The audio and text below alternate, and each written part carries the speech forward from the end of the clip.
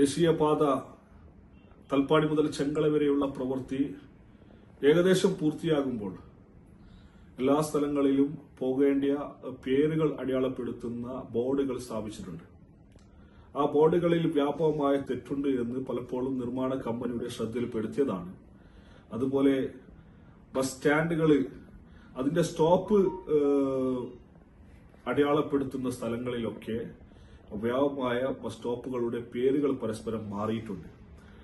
അതുപോലെ ബസ് സ്റ്റാൻഡുകൾ നിർമ്മിക്കുന്നത്, അത് സ്ഥാപിക്കുന്ന സ്ഥലങ്ങൾ നിലവിലുണ്ടായിരുന്ന ബസ് സ്റ്റാൻഡിന്റെ ഒരുപാട് ദൂരമാണ് അവർ സ്ഥാപിച്ചിട്ടുള്ളത്.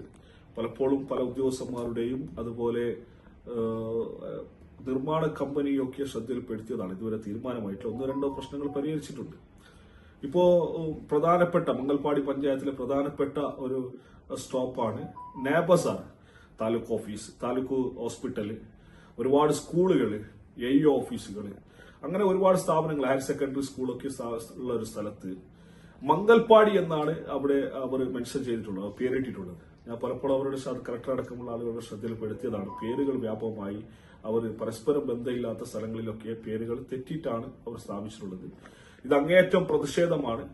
ഇത് എത്രയും പെട്ടെന്ന് മാറ്റണം. കാരണം അല്ലെങ്കിൽ ചിലപ്പോൾ അതൊരു പ്രാദേശിക പ്രശ്നങ്ങളൊക്കെ ആയി മാറുന്നുണ്ട്. പല സ്ഥലങ്ങളിൽ സംഘർഷങ്ങളൊക്കെ ഉണ്ടാകാറുണ്ട്. അതൊക്കെ എത്രയും പെട്ടെന്ന്, ഇപ്പോ മൊഗ്രാളിൽ കാലാകാലങ്ങളിലായി അവിടെ ലീഗ് ഓഫീസ് എന്നാണ് ആ ബസ് സ്റ്റോപ്പിന്റെ പേര്.